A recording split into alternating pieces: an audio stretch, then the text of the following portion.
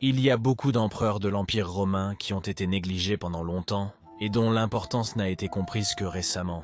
Après des siècles de réflexion sur l'histoire de Rome, de nombreux empereurs romains sous-estimés viennent rapidement à l'esprit, comme le légendaire Aurélien ou l'héroïque empereur Majorien. Et l'un de ces empereurs romains héroïques qui reçoit beaucoup trop peu de reconnaissance est l'empereur Maurice.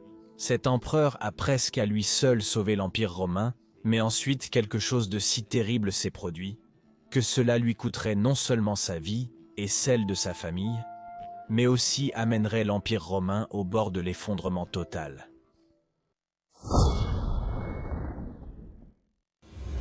C'était à l'époque où l'Empire romain avait connu l'une des expansions les plus miraculeuses de toute son histoire. L'empereur Justinien avait reconquis de nombreuses provinces perdues de l'ancien Empire romain d'Occident. Et l'Empire romain s'étendait une fois de plus du détroit de Gibraltar à l'ouest jusqu'au désert d'Égypte et à l'Arménie, comme aux anciens jours d'Auguste et de César. On aurait dit que l'étoile des Romains était à nouveau en ascension. Durant le règne de l'empereur Justinien lui-même, un garçon naquit en l'an 539 dans la ville d'Arabisus en Cappadoce. Et ce garçon deviendrait plus tard l'empereur Maurice. On ne sait pas grand-chose de la jeunesse de Maurice, mais on peut supposer qu'il a fait une sorte de carrière d'État dans l'Empire romain pendant les règnes de Justinien, et plus tard de l'empereur Justin le II, et était certainement connu des empereurs à un moment donné. À la fin du règne de l'empereur Justin II, en 577, Maurice a été nommé au rang de Magister Militum, per orientem général suprême de la en troupe quand il avait 38 ans, et ce malgré un manque total d'expérience militaire, car il semble que Maurice n'avait occupé que des postes civils auparavant.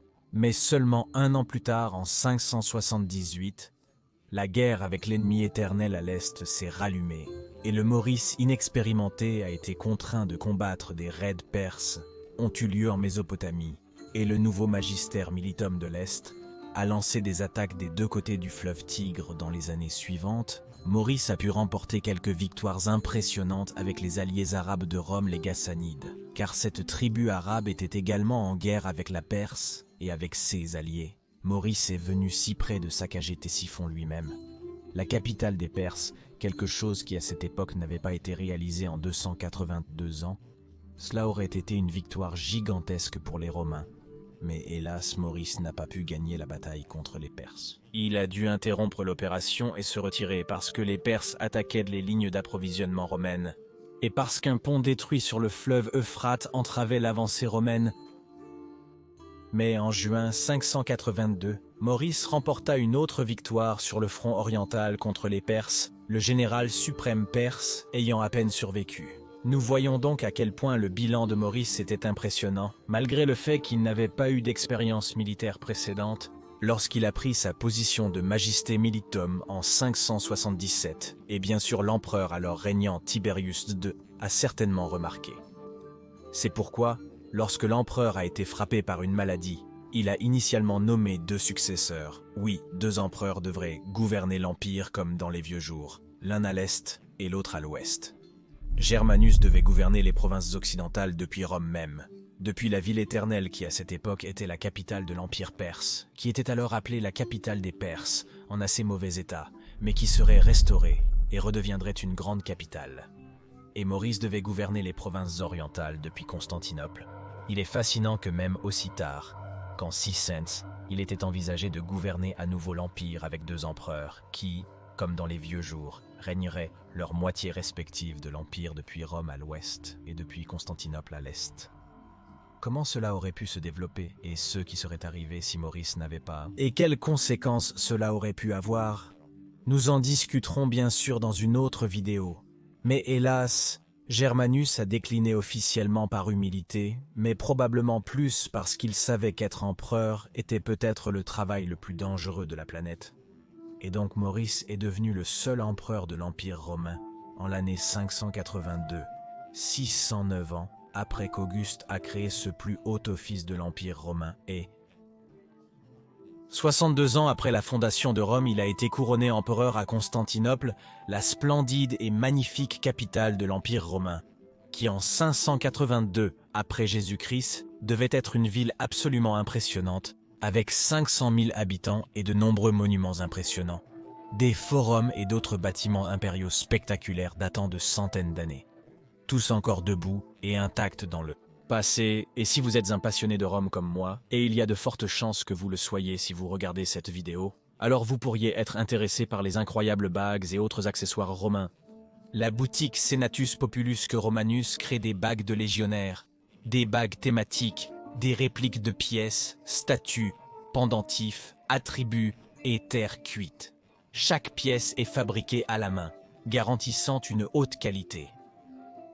Et il n'y a vraiment pas de meilleur cadeau pour vous-même ou pour quelqu'un que vous connaissez qui pourrait être un fan de Rome. J'ai mis le lien vers leur boutique dans la description de la vidéo et dans le commentaire épinglé, et avec ce lien, vous pouvez obtenir une réduction de 10 sur chaque achat si vous tapez le code de réduction Majorien. Alors allez voir leur assortiment, c'est vraiment incroyable. Alors, revenons à l'empereur Maurice. Vous avez peut-être remarqué que je n'ai pas dit Empire une seule fois dans cette vidéo, et c'est volontaire car, même si Maurice était le premier empereur dont on est sûr qu'il parlait grec natif, le latin était toujours la langue officielle de l'État et de l'administration de l'Empire et de l'armée, et la plupart des anciens bureaux et structures administratives de l'Empire romain étaient toujours complètement intactes, tout comme l'infrastructure romaine et de nombreuses villes elles-mêmes. Donc cet empire ici était l'ancien empire romain, même si certaines des anciennes provinces n'avaient toujours pas été récupérées des tribus germaniques qui avaient déjà depuis longtemps établi leur propre royaume. Maurice peut être inspiré par le plan de son prédécesseur Tibère de diviser à nouveau l'empire en une moitié orientale et une moitié occidentale, a créé l'exarchat d'Italie en 584 et l'exarchat d'Afrique en 591. Ces régions seraient à gouverner par deux exarques respectifs, l'un à Ravenne et l'autre à Carthage. Les deux exarques jouirent d'une grande autonomie par rapport à Constantinople et étaient essentiellement les vice-rois de l'empereur, combinant dans leur bureau l'autorité militaire d'un magister militum et l'autorité civile d'un préfet prétorien. C'est probablement cette création de l'exarchat d'Italie qui a ralenti l'avancée des Lombards, une autre grande réalisation. Hâte de Maurice, mais de nouveaux problèmes se préparaient pour les Romains. Peu de temps après que Maurice ait combattu les Perses à l'est, les esclaves et les Avars avaient percé les défenses frontalières et envahi les Balkans. En 584, les esclaves se sont dangereusement rapprochés de Constantinople elle-même et en 586, les Avars ont assiégé la magnifique ville de Thessalonique. Les esclaves et les Avars se sont installés dans de nombreuses parties de la Balkans occidentaux, mais la guerre en Perse n'était toujours pas terminée et Maurice devait donc continuer à se battre à l'est. Ce n'est qu'en 591, près d'une décennie après que Maurice ait été fait empereur, que la paix a finalement été conclue avec la Perse. Maurice avait aidé le prince Khosros II à devenir le nouveau roi perse, marchant avec une armée combinée romaine et perse de 35 000 hommes et remportant une victoire décisive sur les ennemis de Khosros. Et ainsi Khosroès le II fut fait nouveau roi des Perses et même adopté par Maurice. Et ainsi une alliance très forte a été établie et la paix a finalement été atteinte en 591. L'Empire romain s'est considérablement développé à l'est, gagnant l'Arménie occidentale, y compris les grandes villes de Martyropolis, Tigranokert, Manzikert-Tani et Arménie de la Perse. Le traité de Maurice a apporté un nouveau statu quo à l'est sur le plan territorial. Et l'Empire romain a été agrandi à l'est à une échelle inédite depuis des centaines d'années. Pendant cette nouvelle paix perpétuelle, des millions de solidi ont été économisés pour l'Empire romain en n'ayant pas à acheter la paix aux Perses, et ainsi, finalement, en 591, Maurice a pu se tourner vers les Balkans. Alors que Maurice était en campagne, son fils Théodose, qui avait été fait co-empereur en 590, gérait les choses à Constantinople. Maurice est arrivé dans les Balkans avec ses troupes en 592 et a repris la ville de Singidunum aux Avars en 593. Priscus, un général de Maurice, a remporté la victoire contre les esclaves, les Avars et les Yépites au sud du Danube, la même année. Il a traversé le Danube pour entrer dans la Roumanie moderne et a remporté d'autres victoires pour l'Empire. En 594, Maurice a été remplacé. Priscus par son frère inexpérimenté Pierre qui, malgré des échecs initiaux, a remporté une victoire dans cette ancienne province romaine de Dacie. Priscus, à la tête d'une autre armée dans les Balkans nord-ouest, a de nouveau vaincu les Avars en 595, les affaiblissant tellement qu'ils n'attaqueraient que sporadiquement en Dalmatie 2 ans plus tard. En 598, Maurice a rompu un traité de paix avec le chef avar Bayan Prima, permettant une campagne de représailles dans la patrie avare, de l'autre côté du Danube. En 599 et 601, les forces romaines ont semé le chaos parmi les Avars et les Gépides.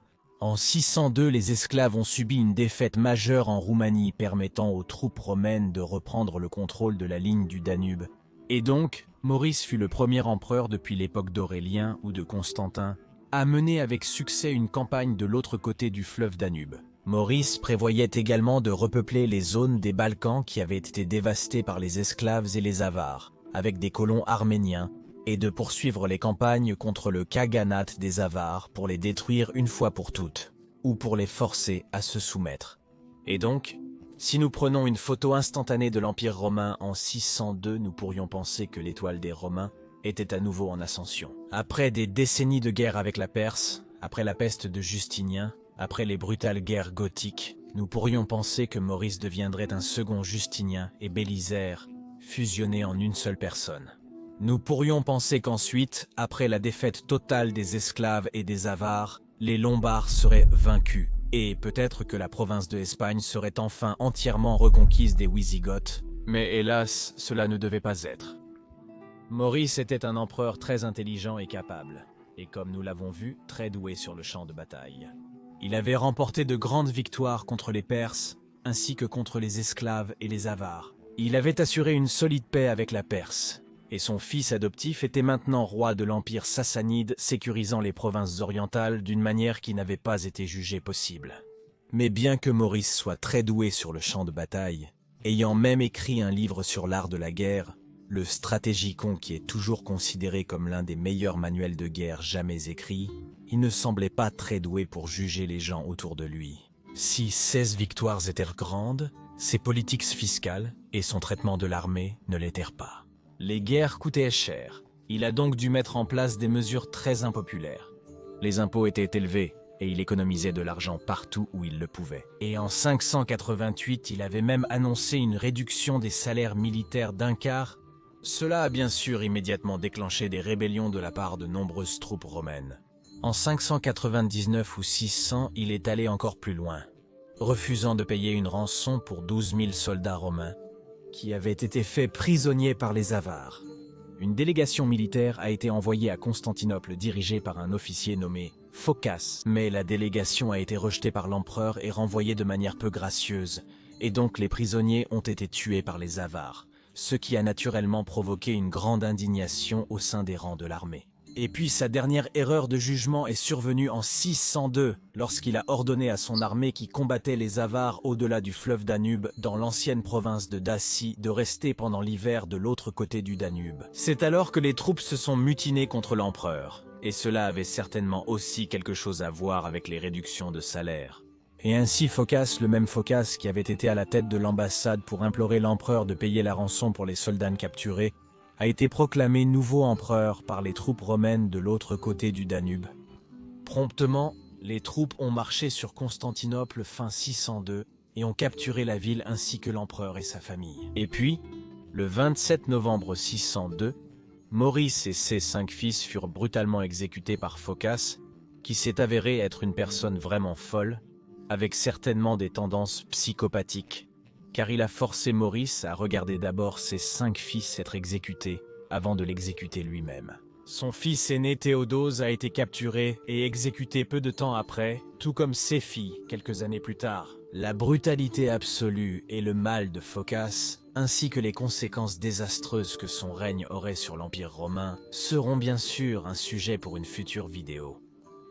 En effet, c'est cette année 602 qui marquerait un tournant gigantesque pour l'Empire romain, à une échelle qui pourrait être à la hauteur de la défaite d'Adrianople en 378 ou de la bataille du Frigidus en 394. La bataille du Frigidus en 394.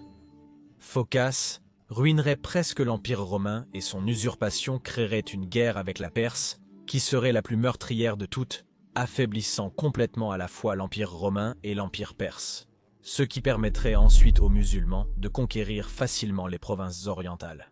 En effet, certains historiens marquent même la mort de Maurice comme la fin de l'Antiquité classique, comme Arnold Hugh Martin Jones, et je dois admettre que cette évaluation a du sens. Comme moi personnellement, je daterai également l'Antiquité tardive d'environ l'année 300 jusqu'au début des années 600 après Jésus-Christ, et ainsi, Maurice a rejoint la longue liste des empereurs qui ont mis en œuvre les politiques justes et logiques, mais qui étaient impopulaires, et ont conduit à leur chute. Cela est arrivé à l'empereur Aurélien, cela est également arrivé à l'empereur Majorien, et à bien d'autres.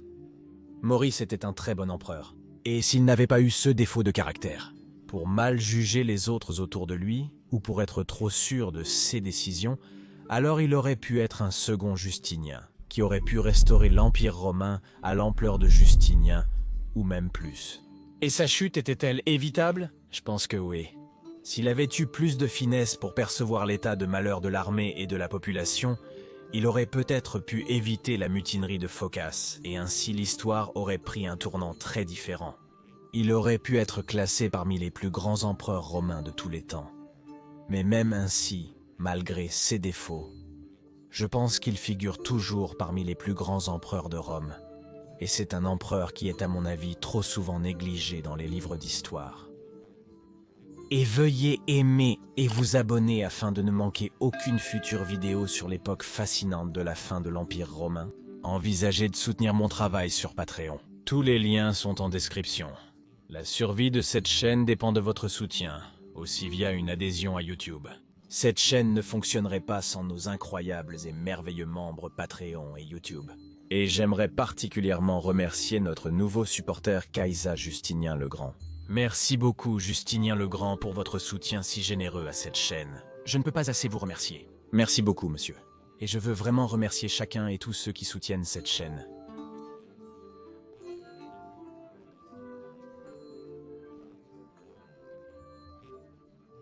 Et si vous voulez en savoir plus sur la vie du grand empereur Majorien qui a connu un sort similaire à Maurice, vous pouvez regarder cette vidéo ici dans le coin supérieur droit. Mais si vous voulez en savoir plus sur un autre empereur très sous-estimé, à savoir Anthemius, vous pouvez regarder l'autre vidéo dans le coin inférieur droit. Je remercie encore tous les amis de l'histoire romaine. Gratias tibiago et benevalete.